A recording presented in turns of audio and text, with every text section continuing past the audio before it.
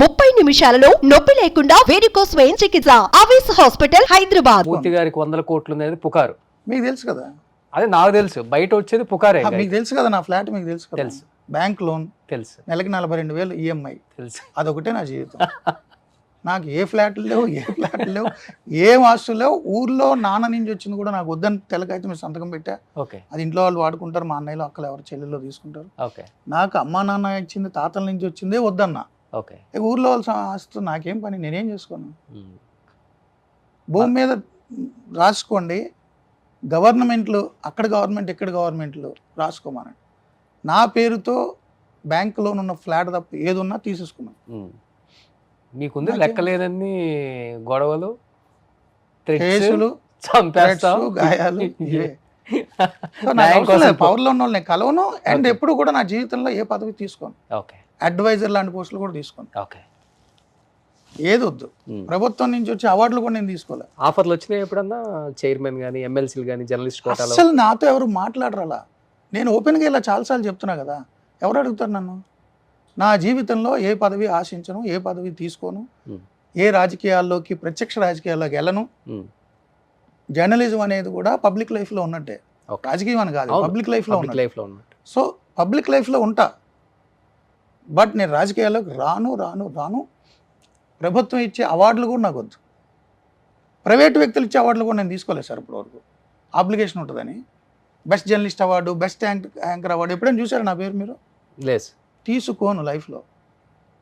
చాలా మంది నాకు ఫోన్ చేశారు, మీ అవార్డు ఇస్తామండి, సారీ అండి, థ్యాంక్స్, మీరు రికగ్నైజ్ చేసి నాకు వద్దు. మన ఇద్దరం చాలా దగ్గరగా ఉన్నాం సార్, అందుకని ఇంకా సో నాకు వద్దండి, ఆస్తులు వద్దు, ఏమి వద్దు, పదవులు వద్దు, ఏమొద్దు. జర్నలిజంలో ఉన్నంతకాలం ఉంటా, ఆఖరి రోజు వరకు ఇలాగే ఉంటా. జర్నలిజంలో నా లాస్ట్ షోలో కూడా నేను ఇంత ధైర్యంగా, ఇంత మీరనేటటువంటి బలుపో పొగడో ఏదో అనుకునేవ్వండి.